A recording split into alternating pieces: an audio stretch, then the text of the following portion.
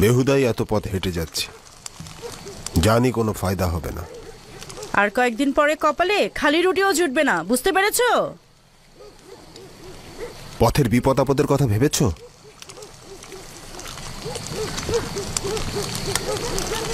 ভয়ঙ্কর নেকড়ে, জীবজন্তু ছাড়াও ডাকাতের ভয় রয়েছে। তোমরা 10 জন ভাই রয়েছো, প্রত্যেকেই শক্তিশালী এবং সামর্থ্যবান। চিন্তার তো কোনো কারণই নেই। আমি তোমার সফরের জন্য কিছু কাপড় আর কিছু খাবার তৈরি করে দিচ্ছি। শুধুমাত্র তোমাদের কারণে এই সফরে যাচ্ছি আমি। তোমার মাকে সাহায্য করবে, বাড়ি আর ভেড়াগুলোর দিকে খেয়াল রেখো। আমরা এখন জোয়ান হয়েছি আব্বাজান, আমরা কি আপনার সঙ্গে যেতে পারি? না আমার পুত্র, আমরা ভাইয়েরা মিলে সিদ্ধান্ত নিয়েছি যে আমাদের সাথে কোনো সন্তানকেই নেব না। অন্যদিকে তোমরা এখনো কম বয়সী এবং কম অভিজ্ঞতা সম্পন্ন। এরকম সফরে অভিজ্ঞতা থাকাটা খুবই জরুরি। যাই হোক, নিজের দিকে খেয়াল রাখবে। শুনেছি ডাকাতরা পথে ওত পেতে থাকে আর কাফেলাদের লুণ্ঠন করে। আমরা 11 জন শক্তিশালী ভাইরা রয়েছি, চিন্তা করো না, আমাদের ওপর হামলা করার কারো সাহসী হবে না। ওহাদ, জারহুন, কাহাত, তোমাদের ভরসায় আমার গৃহপালিত পশুদের নিয়ে দুশ্চিন্তা কম হচ্ছে। তোমাদের ভরসায় সফরে যাচ্ছি। আমি আপনার সফরের রসদপত্র প্রস্তুত করছি। শুক্রিয়া।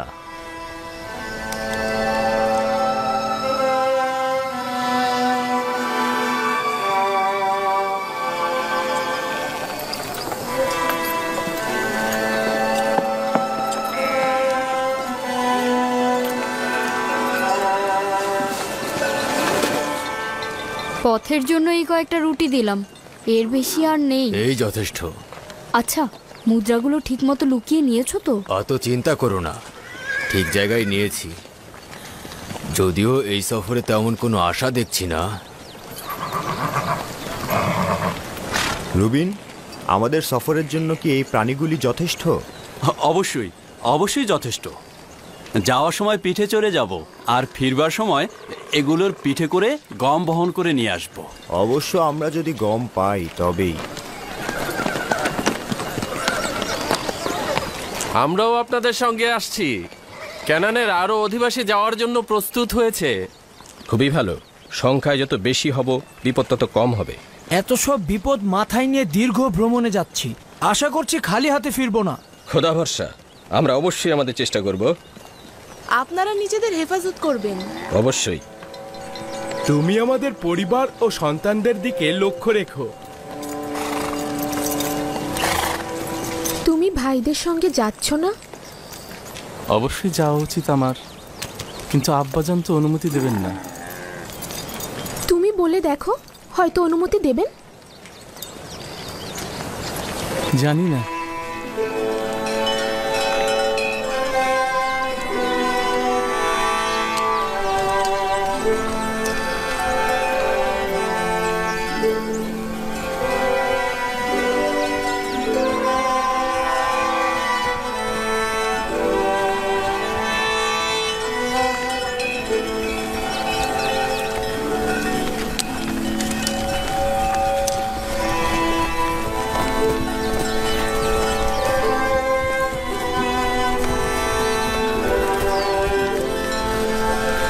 সালাম আব্বাজান। সালাম আব্বাজান।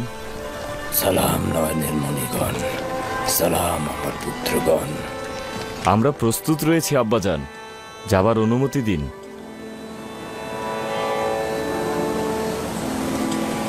আব্বাজান, আমিও আমার ভাইজানদের সঙ্গে যেতে চাই, অনুমতি দেবেন? না, তার দরকার নেই।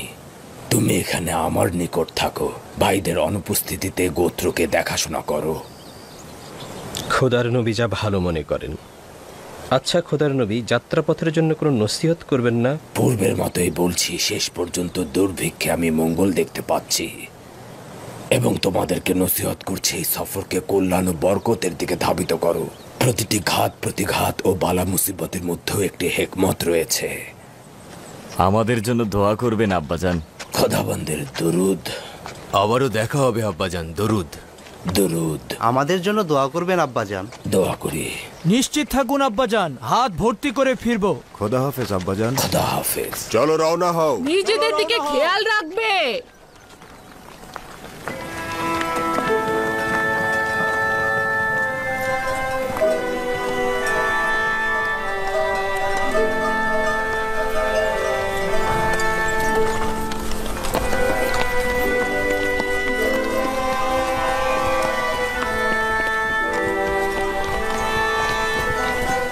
হে খোদাবন্ত, তাদেরকে সফল করুন, সুস্থভাবে ফিরিয়ে আনুন।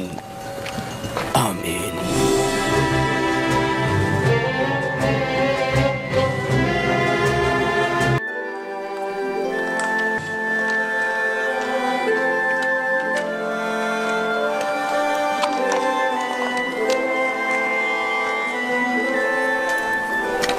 জুলেখা, কোথায় যাচ্ছেন? আবারও রাস্তায় বেরিয়েছেন? শুনলাম ইউজারসিফ সফর থেকে ফিরে আসছে, তাকে দেখার জন্য নীল নদের কিনারায় যাচ্ছি। তুমি কি নিশ্চিত যে সে আসবে? আমি নিশ্চিত, দেরি হোক বা দ্রুত হোক।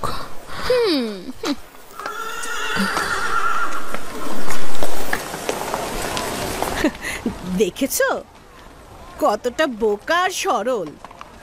মনে হলো তোমার কথার কোনো দামই সে দিল না। ওর বিবেক বুদ্ধি সব গেছে, একেবারে দিওয়ানা হয়ে গেছে। কিন্তু এই দিওয়ানা সম্মানের যোগ্য নয়। ইউজারশিপ সম্পর্কে বাচ্চারা আর জওয়ানরা তাকে ভুল খবর দেয়, আর সে তাদেরকে অনেক মুদ্রা উপহার দেয়। তার সকল ধন সম্পত্তি শেষ হয়ে যাওয়ার পরেও সে আশা ছাড়েনি। হ্যাঁ, ঠিক বলেছো। ইউজারসিফের কোনো খবর পাওয়া মাত্রই তাকে দেখতে সে পথে বেরিয়ে পড়ে। ইউজারসিফ তো এক একদিন এক এক শহরে থাকে, তার দিদার পাওয়া সম্ভব নয়।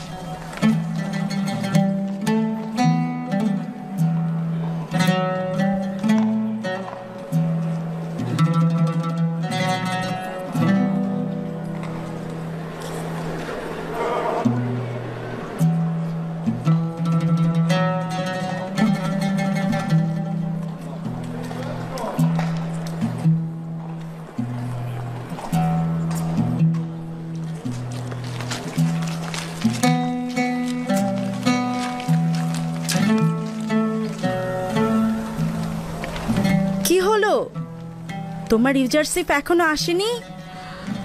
অপেক্ষায় আছি, একদিন অবশ্যই আসবে, আমার কাছে আসবে। এটা এখনো বিশ্বাস করেন? কোনো সন্দেহ নেই, সে আসবেই। চন্দ্র তো অনেক সময় মেঘের আড়ালে থাকে। এবার এসব বন্ধ করুন বানু, বন্ধ করুন।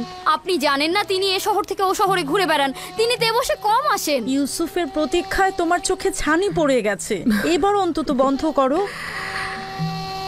জানি সে আমার কথা মনে রাখেনি, তবুও আমার কাজ অপেক্ষা করা, ইউসুফের কাজ অপেক্ষায় রাখা। প্রতিদিন এখানে এমন ভাবে বসে থাকবো যেন সে অবশ্যই এখানে আসে। এত অপেক্ষা করে ক্লান্ত হচ্ছ না? আর কত অপেক্ষা করবে? তুমি বুঝবে না, আমার এই জীবন পুরোটাই অপেক্ষার। যদি অপেক্ষাই না করি তবে বেঁচে থাকবো কি করে?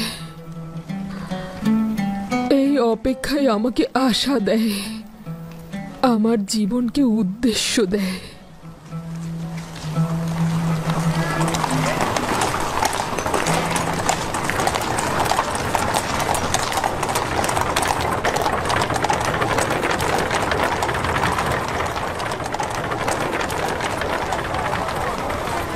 ইউসুফ, ইউসুফের খুশবু, ইউসুফ, আমি ইউসুফের ঘ্রাণ পাচ্ছি।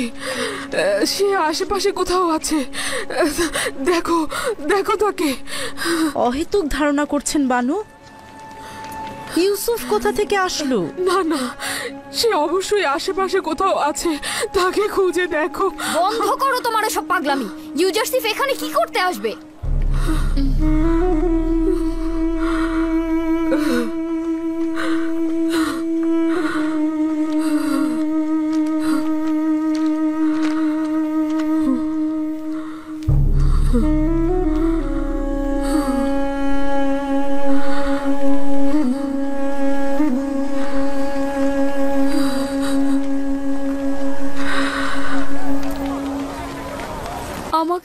করবেন বানু। আমি ওভাবে বলতে চাইনি, আমার ভুল হয়ে গেছে বানু। আমি তোমার কথায় ব্যথিত নই। আমার অভিযোগ ইউসুফের প্রতি। যদি সে আসতো, এই সকল ব্যঙ্গ বিদ্রোপ আর কটাক্ষ শুনতে হতো না।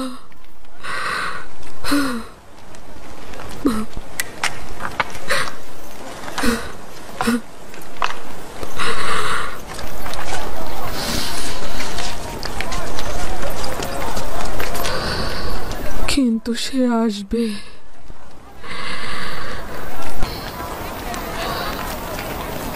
আমার অপেক্ষার পালা শেষ করতে সে আসবে।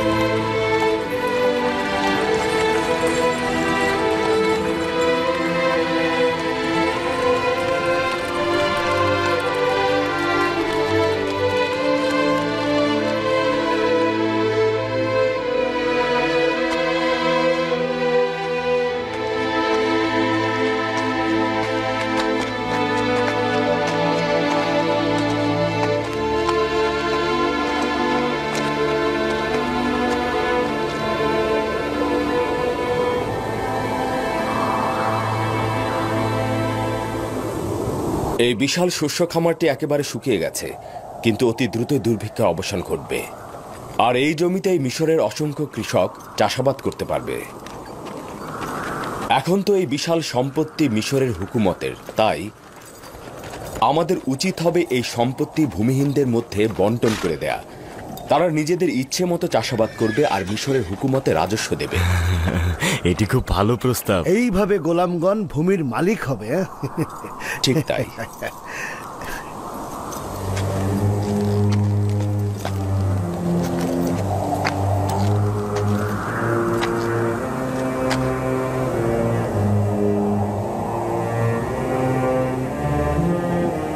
জানি না এখন ক্যানানের কি অবস্থা,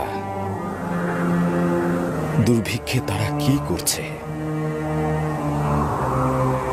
যদি আব্বাজান ও ভাইজানরা এখানে থাকতেন তাহলে এই বিস্তীর্ণ জমিতে কৃষিকাজ ও পশুপালন করতে পারতেন।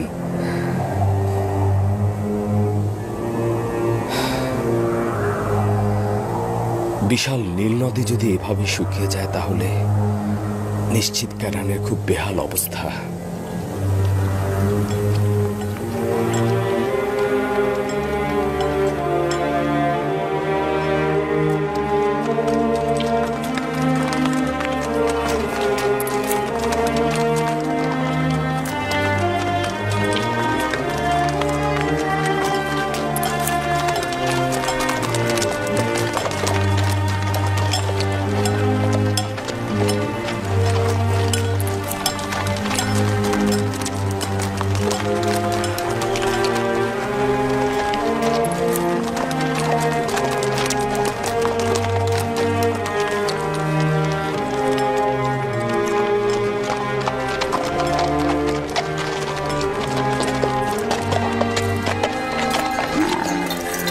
দরুদ বাবেলের সর্দার ও কাফেলাবাসী, এই গমগুলো কোথা থেকে সরবরাহ করেছেন? দরুদ তোমাদের উপরে, মিশর থেকে। তোমরাও যেতে পারো। আমার মনে হয় তোমরা খালি হাতে ফিরবে না। মিশর আর কত দূর যেতে হবে? মিশর সীমান্তরক্ষীদের তো দেখাই যাচ্ছে, বেশি দূর যেতে হবে না, যাও। শুক্রিয়া, খোদা হাফেজ।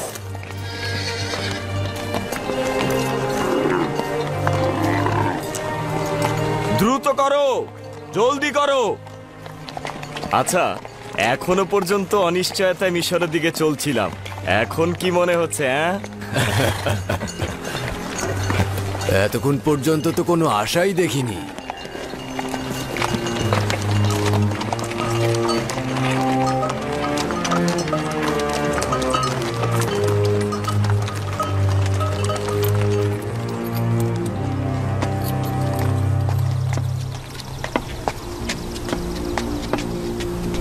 কোথায় যাচ্ছেন? ঠান্ডা তো, অসুস্থ হয়ে যাবেন। ঠান্ডা তো গরম কাপড় পরলেই ঠিক হয়ে যাবে। যদি আসমান থেকে পাথরও পড়ে তবু আমি যাব। একটু অপেক্ষা করুন, আবহাওয়া ভালো হলে আমরা একসাথেই যাব। এটা কি আশিকের রীতি যে সে ঘরের কোণে বসে থাকবে? এই যে এতদিন ধরে পাথরের মতো বসে অপেক্ষা করছেন, কি হলো তাতে? ইউজারসিফ কি এসেছে আপনার কাছে? এই যে এত অপেক্ষা করছেন, আপনি ক্লান্ত হন না? তোমরা কেন বোঝো না? ইউসুফকে দেখার জন্য আমি রাতে বালিশে মাথা রাখি। ঘুম থেকে উঠে আমি পাথরের মূর্তিগুলোর পাশে তার জন্য অপেক্ষা করি। তার জন্য অপেক্ষা করা ছাড়া আমার কিছুই করার নেই।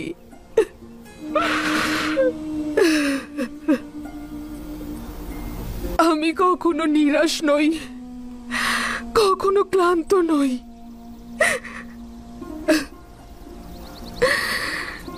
ইউসুফের জন্য এই অপেক্ষাতে কেন বাধা দিচ্ছ আমাকে? আমার এটা ছাড়া আর কি আছে? আমরাও আপনার খোঁজে আর আসবো না। যেখানে ইচ্ছা যান, আমরা আর আসছি না। আপনি পাগল হয়ে গিয়েছেন। আপনি যদি আপনার জীবন ধ্বংস করেন তাতে আমাদের কি? আমরা কেন আমাদের জীবন ধ্বংস করব? তমা চল যাই, আমি এই হাওয়ায় বাইরে থাকতে পারবো না। তাকে নিয়ে চিন্তা করে আমাদের কোনো লাভ নেই। চল যাই।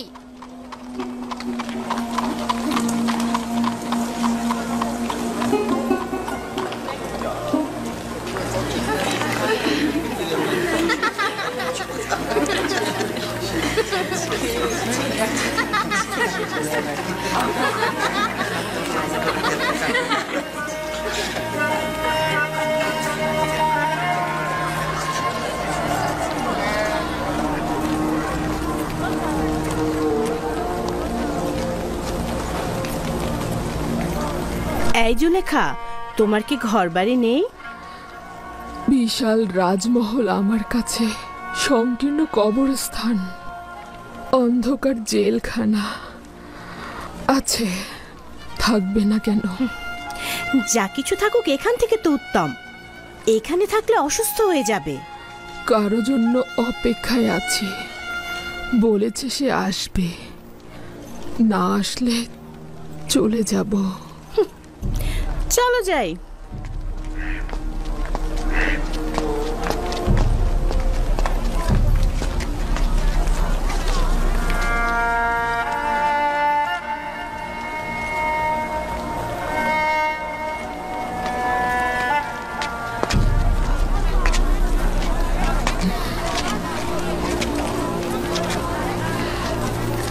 কি হলো? তোমরা তো বলেছিলে আমার সঙ্গে কোনো কাজ নেই।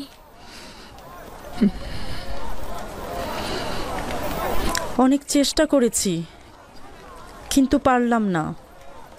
আসলে ভেবে দেখলাম কি, আমরা আপনার সাথে থাকতে থাকতে একেবারে অভ্যস্ত হয়ে গেছি। চোখ ফুটতেই তো আপনাকে দেখেছি। আপনাকে ছেড়ে যাব কোথায়? আমাকে ভাগ্যের উপর ছেড়ে দাও, একা থাকতে দাও আমাকে। কিন্তু আমরা তো আপনাকে একা রেখে যেতে পারবো না।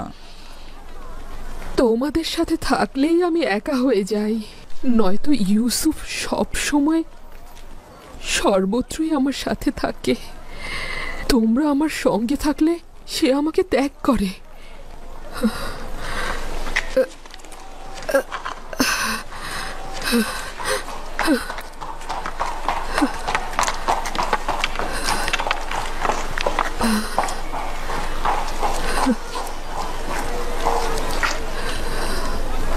জুলেখার এটা কি ধরনের ইশক? সে কি ইউজারসিফের দেহের সন্ধানে রয়েছে? জুলেখার সৌন্দর্যের কিছুই অবশিষ্ট নেই, সেখানে দৈহিক আকাঙ্ক্ষার প্রশ্নই আসে না। যত বৃদ্ধ হচ্ছে তত তার ভালোবাসা বৃদ্ধি পাচ্ছে। যতই বিরক্ত হই না কেন, জুলেখাকে যেমন ভালোবাসি তেমনি তার ভালোবাসাকেও।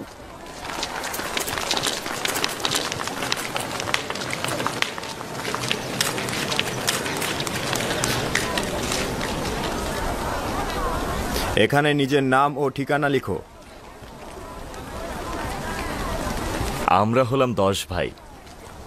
আমার নাম লাবি, শামুন, ইয়াহুদা, জোয়াদ, দান, জাবলুন, ইয়াশাকের, আশির, মুক্তালিন, রুবিন। ইয়াকুবের সন্তান, ক্যানান থেকে এসেছি। বুঝলাম তোমরা 10 ভাই, কিন্তু তেবসে কেন এসেছো? অন্যরা যে কারণে আসছে আমরাও তাই। অন্যদের সাথে তোমাদের সম্পর্ক নেই। আমার সওয়ালের জবাব দাও। তোমাদের মিশরে আসার কারণ কি? আমরা আসলে গম নিতে এসেছি।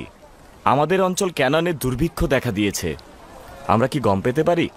আমাদের ওজিফা হচ্ছে অপরিচিতদের পরিচয় জানা। আমাকে আগে জানতে হবে তোমরা এখান থেকে পূর্বে গম নিয়েছিলে কিনা, তোমরা সত্যি দুর্ভিক্ষে আছো কিনা, অথবা গমগুলো নিয়ে ব্যবসা করবে কিনা। নাম, ঠিকানা ও নিজেদের সংখ্যা লেখো। এত বাহানা করছো কেন? যদি গম দিতে না চাও তাহলে সরাসরি বলে দাও। এটাই মিশরের নিয়ম। যদি গম নিতে না চাও তাহলে এখান থেকে চলে যাও। চুপ থাকো শামুন। আমি আপনার কাছে ক্ষমা চাইছি। যদি এটাই নিয়ম হয়ে থাকে তবে আমরাও অবশ্যই পালন করব। বলুন এখন আমরা কি করব? নিজের নাম, পরিচয় এই প্যাপিরাসের উপরে লেখো। আমাকে সেটা নিয়ে গিয়ে জনাব ইউজারসিফকে দেখাতে হবে। জবাব না আসা পর্যন্ত ওই সদর দরজার পেছনে অপেক্ষা করো। অবশ্যই অপেক্ষা করব। এ আর এমন কি, তাই না?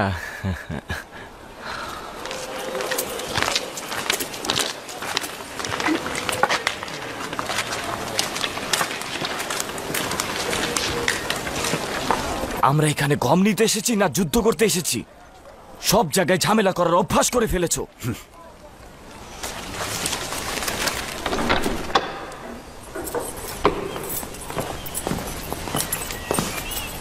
দরুদ খোদার নবী। সিরিয়ার দরজার প্রতিনিধি বিবরণী দাখিল করতে চাইছে। তাকে কি ভেতরে আসতে বলবো? হ্যাঁ, আসতে বলুন। জি জনাব।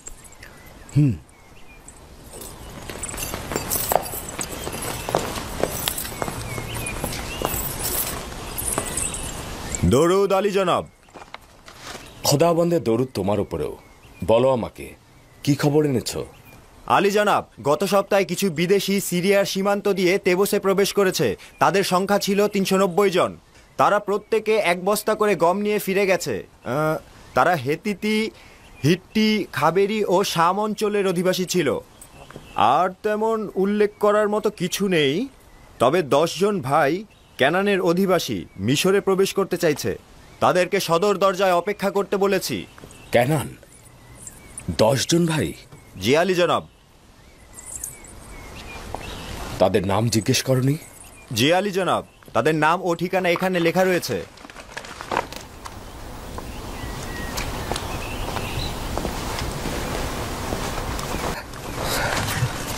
তারা কি বনি ইসরাইল?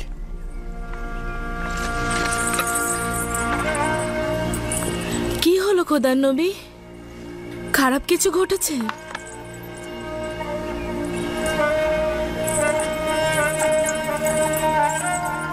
এই প্যাপিরাসে কি লেখা রয়েছে? তেমন কিছু না বানু।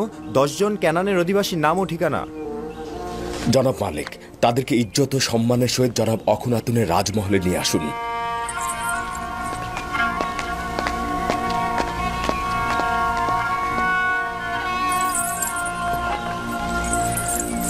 আপনার খোদার কসম, কি হয়েছে বলুন? কেন কথা বলছেন না? মহান খোদাবন্দের ইচ্ছা আমার ভাইরা মিশর এসেছে। এটা খোদাবন্দের ইচ্ছা, নিশ্চয়ই কোনো ফজিলত রয়েছে। 30 বছর অধিক সময় পরে খোদাবন্দের ইচ্ছা এটাই ছিল যেন আমরা পরস্পরকে এতদিন না দেখি। তোমার কাছে আমার একটা তাগাদ রয়েছে, আমার ভাইদের উপস্থিতি সম্পর্কে কাউকে কিছু বলবে না। হে মহান খোদা তাআলা, অসংখ্য শুকরিয়া তোমাকে।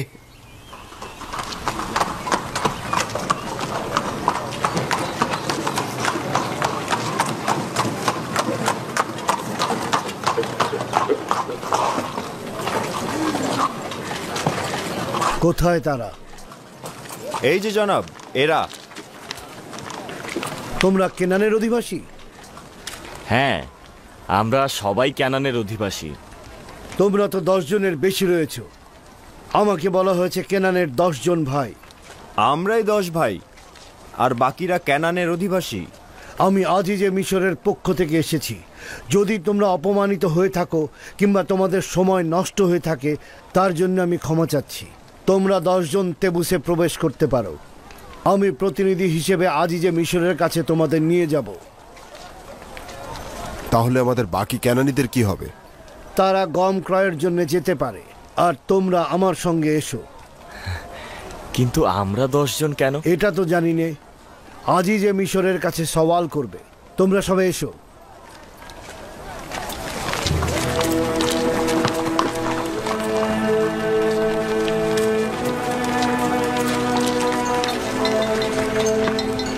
আমরা কোথায় যাব? এখন আমরা কি করব লাবি? চিন্তা করো না, তোমরা গম সংগ্রহ করতে যাও। অতঃপর তোমরা এই দরজার সামনে পরস্পর মোলাকাত করবে, আর তাদের ভারবাহী প্রাণীগুলোকে গোয়াল ঘরের দিকে নিয়ে যাও। আপনারা আসুন।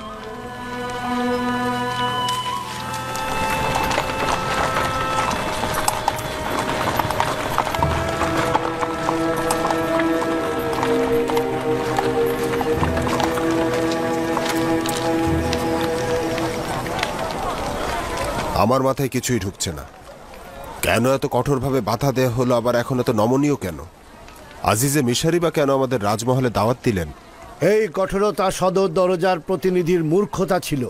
এই নম্রতা আজিজে মিশরের ফরমানে বাস্তবায়িত হচ্ছে, আর এই মেহমানদারি তার নির্দেশেই পালিত হচ্ছে। মিশরের জনগণ ইউজারশিপকে অত্যন্ত ভালোবাসে। সেও সকলের প্রতি অত্যন্ত মেহেরবান। তবে সবাইকে রাজমহলে দাওয়াত করেন না।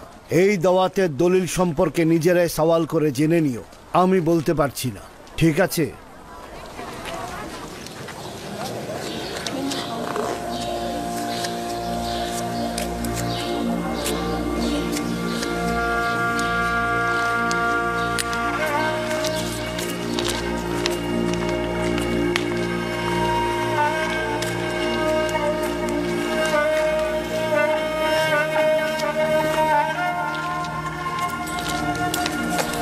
একটু দাঁড়াও।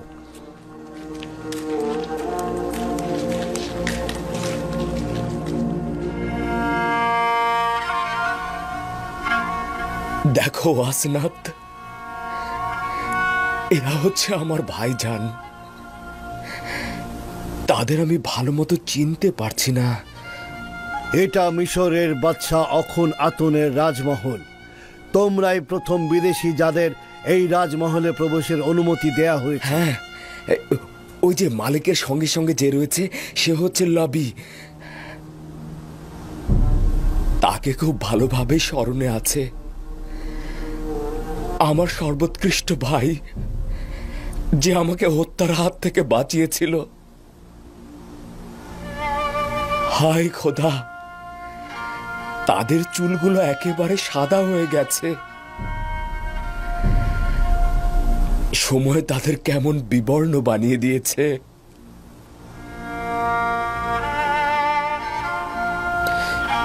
ওই যে দেখো, যে সবার পেছনে দাঁড়িয়ে রয়েছে, তার নাম হচ্ছে ইয়াহুদা। দেখো, সে সবকিছু কেমন সন্দেহের চোখে দেখছে, কেমন দ্বিধাহীন। পূর্বের মতো বিদ্বেষ স্বভাব রয়ে গেছে।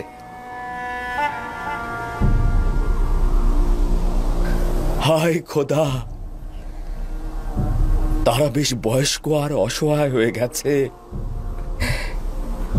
আশা করছি আমার ভাই বেনিয়ামিনও তাদের মধ্যে রয়েছে। কারো কারো মাথার চুল আর দাড়ি পুরোপুরি সাদা হয়ে গিয়েছে। ওয়াসেনাত, তার মানে তো তারা আমাকে চিনতে পারবে না। চিন্তা করবেন না, আপনি তো সকলের ছোট ছিলেন। আপনার বেশি পরিবর্তন হওয়াটাই তো স্বাভাবিক। তাও এই লেবাস পরে আছেন। আসুন।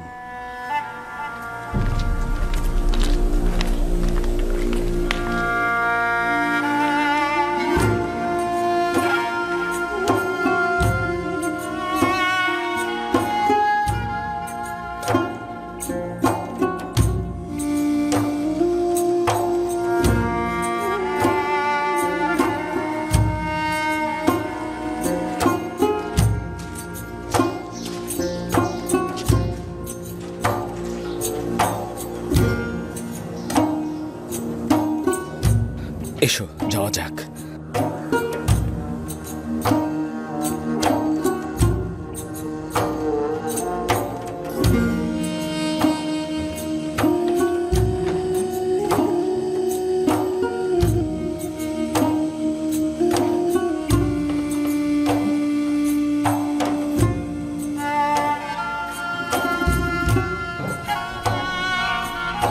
হে খোদা তাআলা,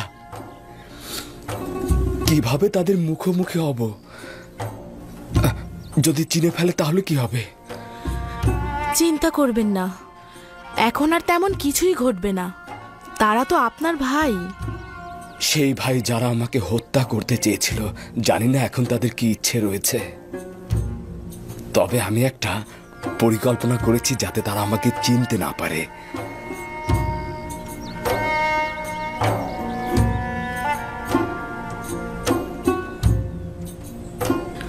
আবারও সেই নিশানা মাউদ।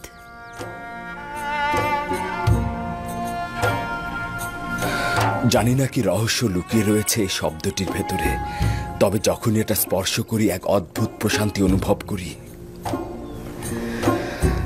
আমি এখানে তাদের কয়েকদিন রাখতে চাইছি। 30 বছরেরও অধিক সময় তাদেরকে না দেখেছিলাম। আমরা কি জানতে পারবো না কেন আমাদের এখানে আনা হয়েছে? বুঝতে পারছি না, আমাদের সঙ্গে আজিজে মিশরের কি কাজ থাকতে পারে? আসা উচিত হয়নি। মনে হচ্ছে কোনো ফাঁদে আটকা পড়েছি, উদ্ধারেরও কোনো পথ নেই। আমি কিন্তু ঠিক উল্টো অনুভব করছি, নিরাপদ অনুভব করছি, খারাপ কোনো নিয়ত নেই।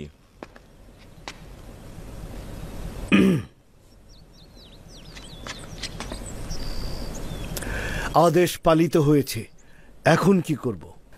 আমার ভাইয়েরা তো আমার মেহমান, তাই না? আমি চাইছি তারা কয়েকদিন এখানে থাকুক। মেনিসাবুকে বলুন তাদের জন্য আরামপ্রদ পোশাক প্রদান করতে এবং থাকার ব্যবস্থা করতে। জি জনাব। জনাব মালিক, আমার মনে হচ্ছে তারা স্বাচ্ছন্দ্য বোধ করছে না। কেন তাদেরকে এখানে আনা হয়েছে তারা তা জানে না। তাদেরকে এটা বলুন, যদি খারাপ কোনো উদ্দেশ্য থাকতো তাহলে তাদেরকে তো রাজমহলে আনা হতো না। চিন্তা করবেন না, তাদের আরামে রাখা আমার দায়িত্ব।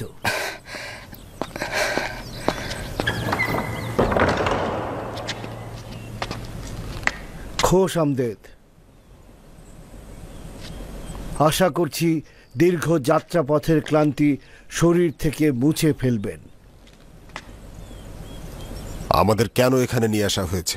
আমাদের সাথে আজিজে মিশরের কি কাজ? নিঃসন্দেহে তোমাদের শাস্তি দেওয়ার ইচ্ছে থাকলে রাজমহলে তোমাদের নিয়ে আসতো না, কিন্তু আজিজে মিশরের তোমাদের সঙ্গে কি কাজ রয়েছে সেটা তিনিই ভালো জানেন। আমি শুধুমাত্র তোমাদের মেহমানদারির দায়িত্বে রয়েছি। বেনিসাবু মন্ত্রী মহোদয়ের কাছের লোক, যিনি আপনাদের খেদমতে নিয়োজিত আছেন। যে কোনো তাগাদ করলে তিনি ইন্তজাম করবেন।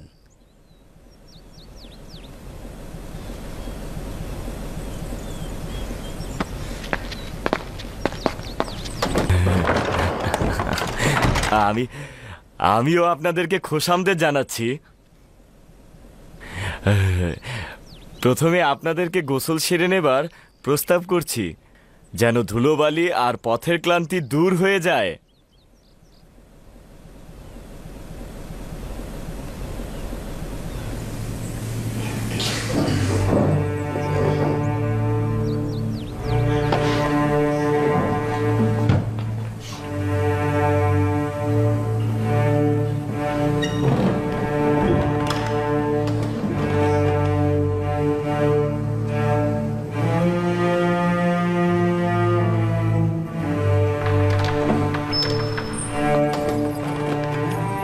অদ্ভুত, একদমই বুঝতে পারছি না কে দান, কে জোয়াদ, কে নাফতালি আর কে আশির। কত পরিবর্তন হয়ে গেছে। কি করবেন তাদের সঙ্গে? তারা আমার সঙ্গে মন্দ কাজ করেছে। তারা এতটাই খারাপ কাজ করেছে যে খুনি ও দুশ্মনরাও এতটা করে না।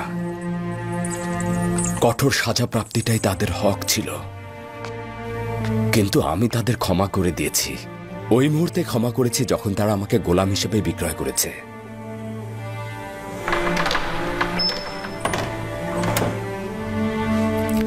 আচ্ছা, আপনার পিতা ইয়াকুব নবীর কি খবর?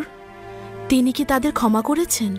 না, আমার বিশ্বাস তিনি যদি জানেন তারা আমার সাথে কি করেছেন, তাহলে তিনি তাদেরকে কখনোই ক্ষমা করবেন না।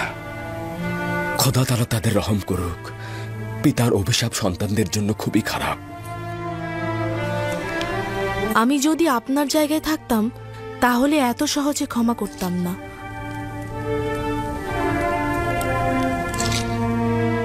খাবার দাবারের পর দ্রুত তাদের বিশ্রামের ব্যবস্থা করবে। মনে হচ্ছে তারা খুবই ক্লান্ত। আদেশ শিরোধার্য।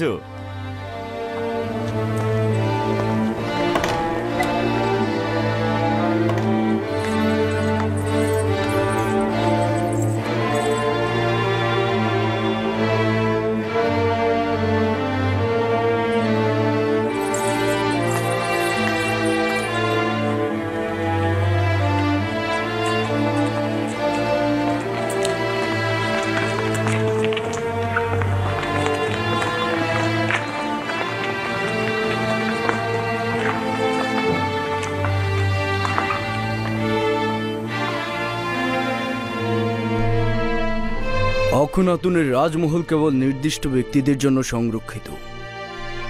এখানে এরা কারা আসা যাওয়া করছে? কি কাজ এদের? মনে হচ্ছে জনাব হাকিম ইউজারশিপের মেহমান।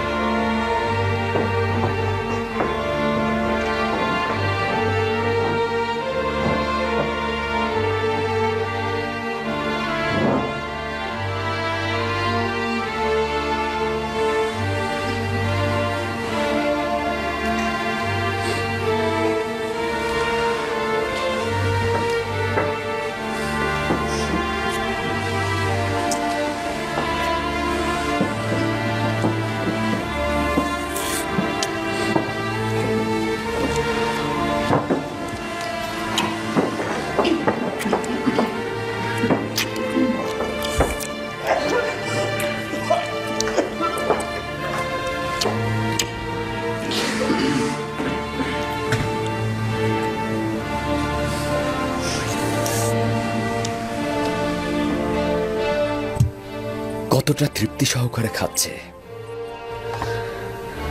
নিশ্চয়ই ক্যানানের দুর্ভিক্ষের হাহাকার চলছে, তাই হয়তো তারা এই কষ্টকর পথে পা বাড়িয়েছে। এনারাই যদি এত ক্ষুধার্ত থাকে, না জানি তাদের স্ত্রী সন্তানদের কি অবস্থা।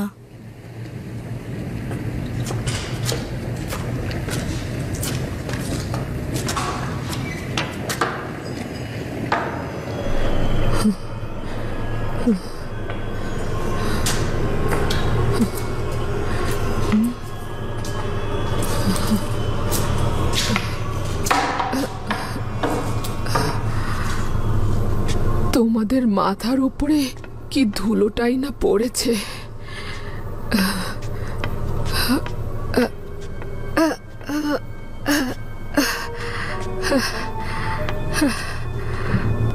এটা হয়ে গেছে মাকড়সাদের বিচরণ কেন্দ্র। আমার ভেতরটার মতোই নির্জীব, কদাকার আর পরিত্যক্ত। তোমাদের নামগুলো মনে আছে, কিন্তু কোন মূর্তির সাথে কোন মূর্তির কি সম্পর্ক সেটা ভুলে গেছি। ভুলে গেছি আমি কোন মূর্তির সঙ্গে কার সম্পর্ক।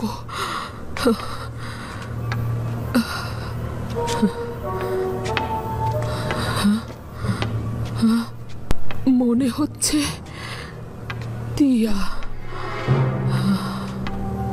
গোলালানভিস, নেপতুহো, টেপতিস, কিয়েত।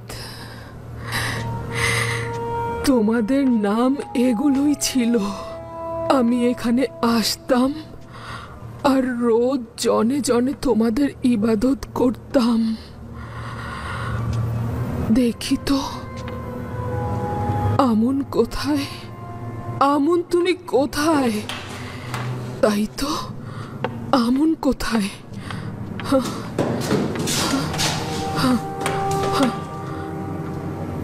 আমন, দেখলে তো কতটা সন্ধান করার পর তোমাকে পেলাম।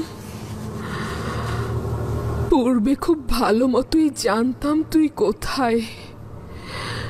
এখানেই আসতাম আমি, তোর জন্য নাচতাম। তুই কেন কেন এখানে দাঁড়িয়ে আছিস? আচ্ছা, তুই দেখতে পাচ্ছিস না ইউজারশিপ কিভাবে তোর ইবাদতখানা ধ্বংস করে দিয়েছে? দেখতে পাসনি? ইউজারশিপের মহান খোদার সম্মুখে তোর মাটিতে ধূলিসাৎ হয়ে যাওয়া উচিত আমুন। এই পাথরের খোদা, তোদের কি লজ্জা নেই?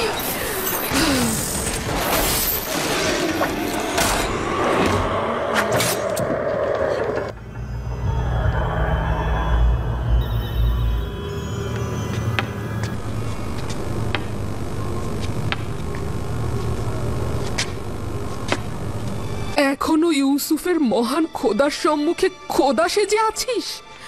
ইউসুফ তোদেরকে ভেঙেছে, আমিও তোদের ভেঙে ফেলবো। ইউসুফের খোদা সাক্ষী থাকুক, আমি তোদের ধ্বংস করে ফেলছি।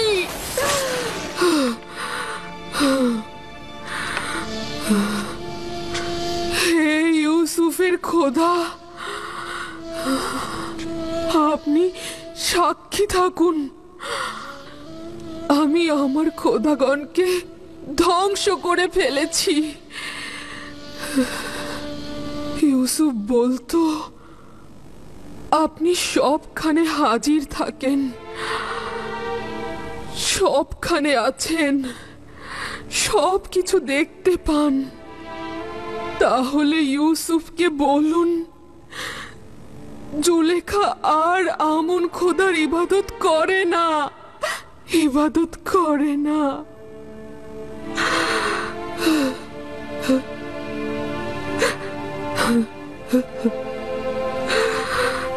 হে পরওয়ারদিগার, ভাইজানদের আমার নিকট ফিরিয়ে দেবার জন্য অনেক শুকরিয়া।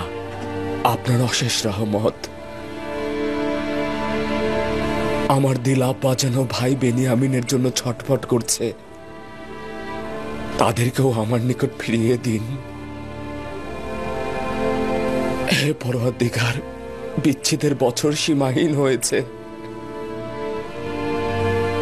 এবার তো মিলনের ক্ষণকে নিকটে এনে দিন।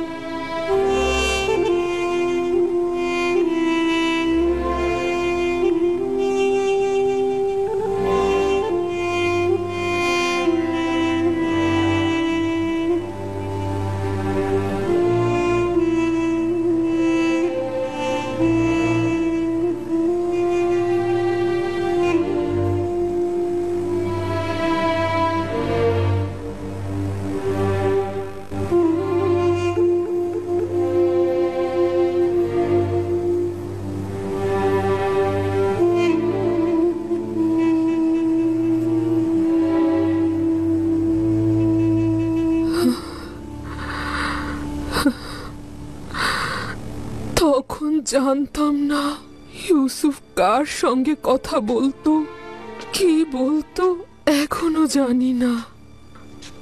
আচ্ছা,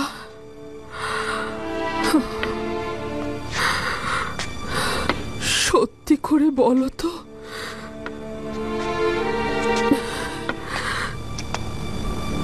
তুমি কে? কেন ইউজারশিপ তোমার সাথে এত ইশক আর প্রশংসা নিয়ে কথা বলতো? তাহলে কি তুমিও আমনের মতো? আমি বিশ্বাস করি না। আমি কখনো আমন বা অন্য কোনো খোদার জন্য কান্না করিনি, কিন্তু অসংখ্যবার তোমার জন্য, হ্যাঁ অসংখ্যবার তোমার জন্য ইউসুফকে আমি কাঁদতে দেখেছি। আমি অসংখ্যবার ইউসুফের জন্য কেঁদেছি, কিন্তু তোমার জন্য নয়।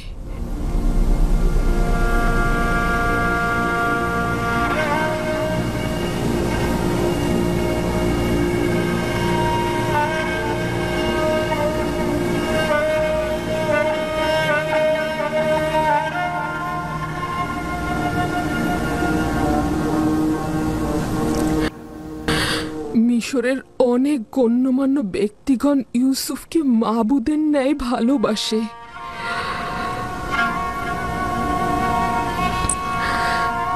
তুমি কে, যার কাছে মিশরের অসংখ্য মানুষের মাহবুব তোমার কাছে নতি স্বীকার করে? জুলেখার মতো অনেকেই তার বিরহে কান্না করে, কিন্তু সে তোমার বিচ্ছেদে কাঁদে।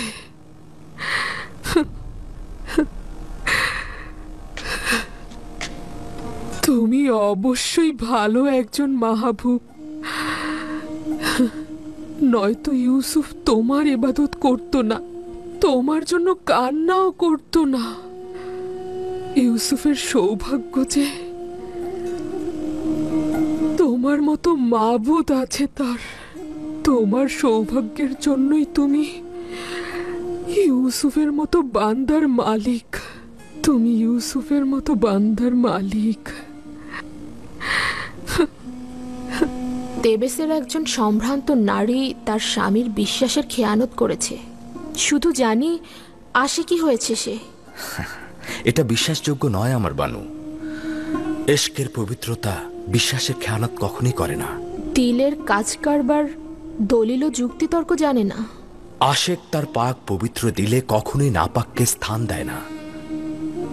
সাময়িক কামনা বাসনাকে ইশক বলা যাবে না। আচ্ছা, দেখা যাক। এবার একটা ব্যক্তিগত প্রশ্ন করি, কাউকে ভালোবাসো? জি। কে সে? যিনি আমাকে তার ভালোবাসা দিয়ে প্রকৃত মাবুদের দিকে আমাকে ধাবিত করেছেন। তুমি অবশ্যই খুব সুদর্শন, যার উপস্থিতিতে ইউসুফ সকল রূপসীদের পেছনে ঠেলে দেয়।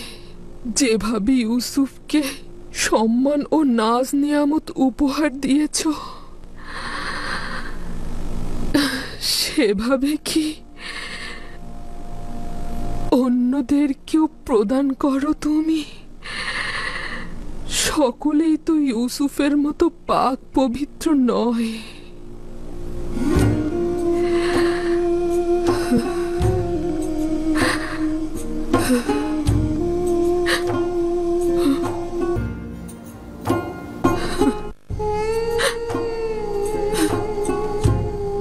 সকলেই তো আর ইউসুফের মতো নয়। আচ্ছা, কুৎসিত চেহারার কাউকে কি তুমি গ্রহণ করবে?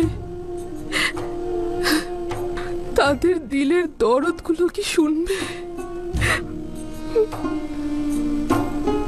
ইউসুফ তো সকলের সঙ্গে মেহেরবান ছিল, তুমি কেমন হবে? কিন্তু বিশ্বাস করি ইউসুফের মাবুদ এক ও অদ্বিতীয়, সর্বশ্রেষ্ঠ এবং সবচাইতে সুদর্শন হবে। যদি ইউসুফ তোমার ইবাদত নাও করে, আমি তোমার ইবাদত করব।